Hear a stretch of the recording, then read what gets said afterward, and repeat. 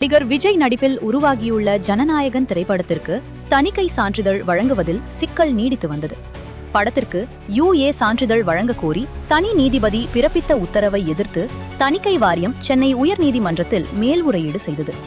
இந்த வழக்கை விசாரித்த நீதிபதிகள் தனி நீதிபதியின் உத்தரவுக்கு இடைக்கால தடை விதித்துள்ளனர். மேலும் இந்த வழக்கின் விசாரணையை வரும் ஜனவரி 21ஆம் தேதிக்கு ஒத்திவைத்துள்ளனர்.